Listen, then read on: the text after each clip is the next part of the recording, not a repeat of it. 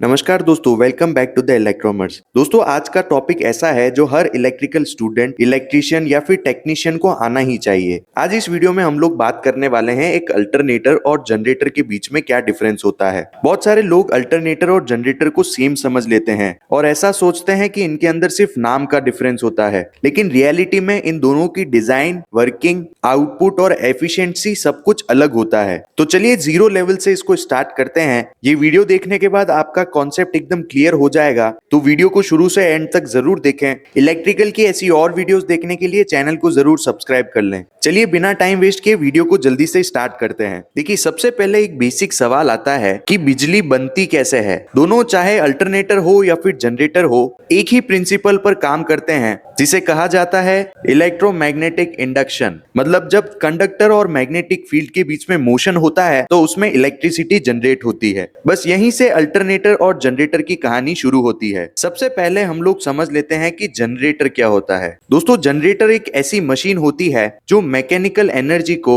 Electrical energy में change करती है। इस मैकेनिकल एनर्जी का सोर्स कुछ भी हो सकता है, जैसे कोई diesel engine, petrol engine, steam turbine या फिर वाटर टरबाइन। आप लोगों ने देखा होगा डीजल इंजन का एक जनरेटर होता है जिसके आगे की तरफ डीजल इंजन लगा होता है और साथ में एक जनरेटर अटैच होता है जो इलेक्ट्रिसिटी को जनरेट करता है। पुराने टाइम में जो जनरेटर यूज होते थे वो डीसी जनरेटर्स होते थे, इसीलिए उनके अंदर कम्यूटेटर और ब्रशेस होते थे। जब जनरेटर घूमता है तो आर्मेचर वाइंडिंग में मैग्नेटिक फील्ड अंदर मूव करती है और डीसी इलेक्ट्रिसिटी जनरेट करती है। आप सिंपल एग्जांपल से भी समझ सकते हैं, जो साइकिल का डायनामो होता है, जैसे ही व्हील घूमता है बल्ब जलने लगता है। बस वही कॉन्सेप्ट जनरेटर के अंदर भी होता है। अब दोस्तों, बात यहाँ पर यह आती है कि जनरेटर की जो डिजाइन होती है वो थोड़ी पुरानी होती है। इस वजह से उसके अंदर कुछ प्रॉब्लम्स होती है, जैसे उसके कार्बन ब्रशेस जल्दी घिस जाते हैं, उसके अंदर स्पार्किंग होती है और उसका मेंटेनेंस भी ज्यादा होता है। अगर जनरेटर को हाई स्पीड पर चलाते हैं तो उसकी एफिशिएंसी कम हो जाती है, यानी वो उतना आउटपुट नहीं दे पाता है, जिस वजह से उसका पावर आउटपुट लिमिटेड हो जाता है। इसी वजह से जैसे जैसे टेक्नोलॉजी का इन्वेंशन हुआ,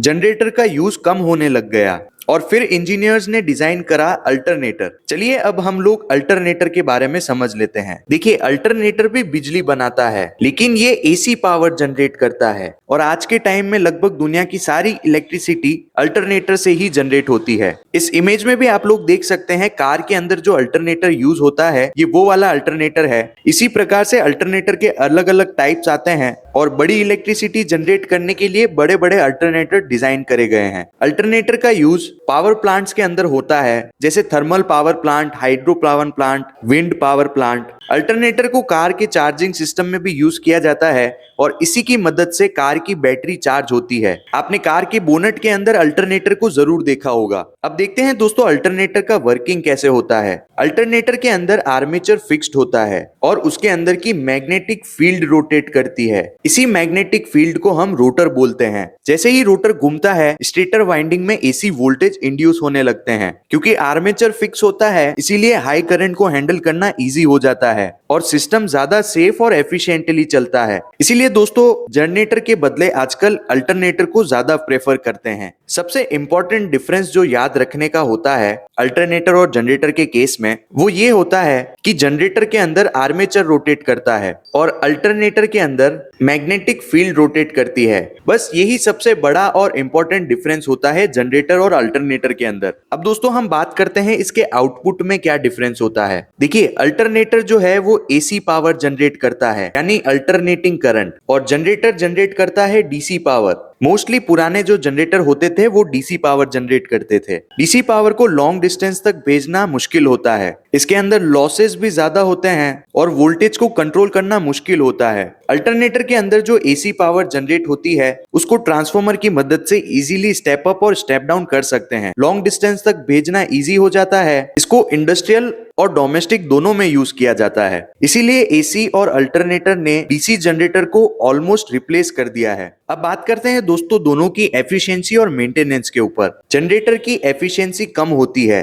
ब्रशेस और कार्बन ब्रूसेस की वजह से उसके अंदर बहुत ज्यादा मेंटेनेंस होता है और उसको टाइम टू टाइम सर्विस करना होता है। अल्टरनेटर ज्यादा एफिशिएंट होते हैं क्योंकि उसके अंदर ब्रशेस कम होते हैं या फिर कहीं अल्टरनेटर में ब्रश नहीं होते हैं। इसका मेंटेनेंस बहुत कम होता है और अल्टरनेटर की लाइफ ज्यादा चलती है। अब अगर दोस्तों हम दोनों की स्पीड की बात करें तो जनरेटर लो स्पीड के लिए ठीक होता है, लेकिन हाई स्पीड में उसके अंदर प्रॉब्लम होती है क्योंकि उसकी एफिशिएंसी कम पड़ जाती है। अल्टरनेटर हाई स्पीड पर भी एकदम स्टेबल रहता है, इसीलिए कार इंजन जैसे फास्ट रोटेटिंग सिस्टम में अल्टरनेटर एक परफेक्ट चॉइस होती है। देखिए, जनरेटर आज भी कहीं पर कुछ लिमिटेड जगहों पर यूज होते हैं, जैसे डीसी वेल्डिंग सेट के अंदर या फिर छोटे छोटे जो कैनोपी वाले जनरेटर्स होते हैं, इलेक्ट्रिसिटी जनरेट करने के लिए वो आज भी यूज होते हैं। लेकिन अल्टरनेटर मोस्टली सब जगह यूज होने लग गए हैं, जैसे कार के अंदर, पावर प्लांट्स के अंदर, पावर स्टेशंस के अंदर, बहुत सारे डीजी सेट्स के अंदर अब अल्टरनेटर को यूज किया जाता है और इसके मरीन एप्लीकेशंस भी होते हैं। दोस्तों, ये वाला क्वेश्चन इलेक्ट्रिकल इंटरव्यू के नजरिए से भी बहुत इंपॉर्टेंट होता है। आपसे इंटरव्यू के दौरान ये पूछ सकते हैं कि जनरेटर और अल्टरनेटर में क्या डिफरेंस होता है,